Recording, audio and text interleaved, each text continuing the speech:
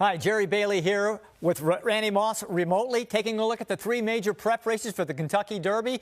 Big implications as we go to the Run for the Roses in 4 weeks. We're going to start with the Wood Memorial at Aqueduct Racetrack. The favorite was number 5, Morello. Also in the mix was Mo Donegal, number 1, and early voting number 3. The complexion of the race changed dramatically at the break when Morello, number 5 in the Blue Silks, got away late. He's usually up close, up near early voting, who now takes the lead going into the first turn. No pressure there, but Mo Donegal, he's usually a come-from-behind horse, so he's in his natural spot, Randy, going into the first turn.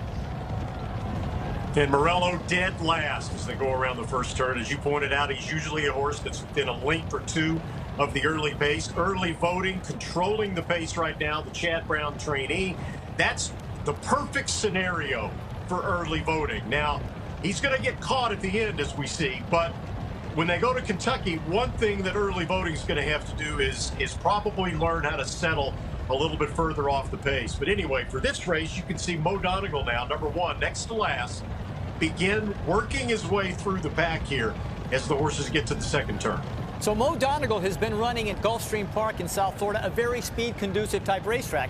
He needs a racetrack that's fair, an honest pace, a racetrack that's fair to closers, which he is, and it gives him some kind of a puncher's chance to make up the difference through the body of the race. Now, you see Morello off slowly in the blue. He's starting to make his way up, but it's a big mountain for him to climb. But Mo Donegal, here, he's making up links on the inside, saving ground, getting closer to the early leader, early voting, and he's got a really good trip, Randy, coming in here, and he looks like he could win at the top of the stretch. Yeah, he not only needs a racetrack that can be kind to closers, he needs a racetrack with a decent stretch run length, because last time out when he ran in the Holy Bull at Gulfstream Park, it was at 1 1/16 miles. They have an alternate finish line, a short stretch run. And look at the way Mo Donegal runs. He doesn't really get into gear until the final 1/8 and even 1/16 of a mile. Nice effort for early voting. He fights hard. Not good enough, though, to hold off Mo Donegal. Both horses likely going on to the Kentucky Derby. And the extra 1/8 of a mile of the Kentucky Derby will not hurt his feelings at all. It'll only help Mo Donegal.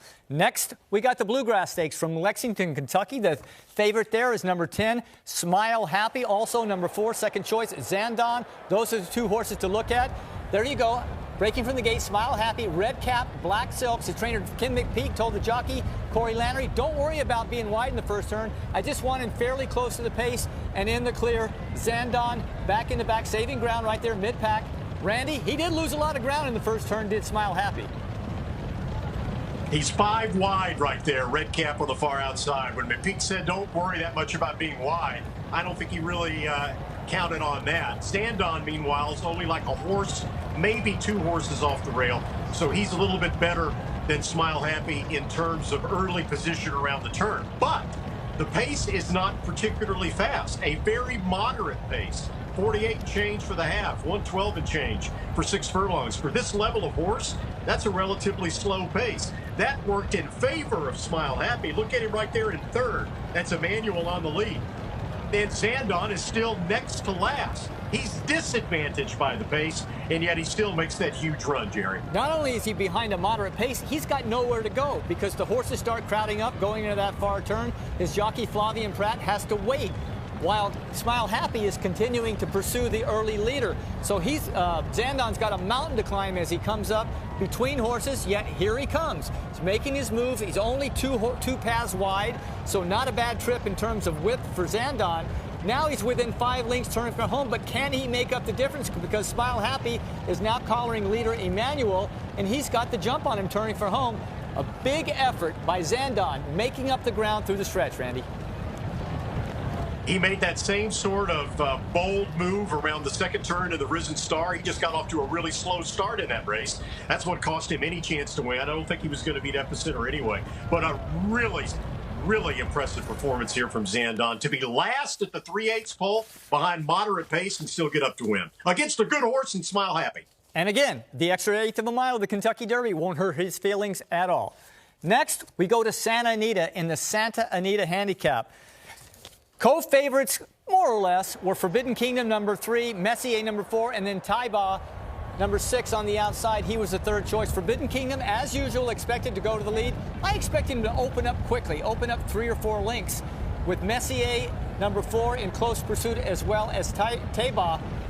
But Forbidden Kingdom doesn't open up much, and the pace is not all that fast. I expected him to be 2 or 3 or 4 lengths in front by now, but it's a cluster of the 3 horses. Forbidden Kingdom, Messier number 4 in between, and Taiba on the outside, Randy. You know, it's a fine line, Jerry. It's almost darned if you do or darned if you don't. Because at this point, you can say, okay, it looks like Forbidden Kingdom's more relaxed today. It looks like he's conserving his speed a little bit more today. But he's not opening up on a horse in Messier that has a much stronger finishing kick, typically, than Forbidden Kingdom does. So to be only a length and a quarter, length and a half ahead of Messier right there for Forbidden Kingdom is not, I think, what Richard Mandela wanted to draw up on the chalkboard. And then sitting in third, Taiba, coming off 1 6-furlong maiden race. Owner Amr Zadan vetoed all of his advisors who said, don't run this horse in the Santa Anita Derby. He said he wanted to give him a chance to prove he belonged in the Kentucky Derby, and look at him now, beginning to close in on Forbidden Kingdom and Messier. I was of the opinion that that was way too much to ask of a horse that had only run one time, as you said, at 6 furlongs, to try and beat these 2 monsters here. Forbidden Kingdom, who is now weakened, and he's dropped off the pace. Messier is taking the lead now. I thought if Messier was anything like he was his prior race, winning the Robert B. Lewis by 15 lengths, he should draw off here. He doesn't. Taiba comes and takes the measure. Now, I don't know if it's an indictment of Messier or just tip your hat to Taiba and he's a superstar. More will be revealed in the Kentucky Derby, but certainly a huge performance by the winner, Taiba. You know what, Jerry? You were right. It was too much to ask of Taiba to go from 6 furlongs to 1 1/8. But the way this race developed, he was able to win it anyway, because Messier wasn't quite as good as he was in the Lewis, and Forbidden Kingdom was definitely not as dynamic as he was in the San Felipe. So 3 races, 3 very good results, and Randy and I both think that all 3 winners belong in the top 5 or 6 horses going to Churchill Downs in a month. Jerry Bailey, here at the NBC studios.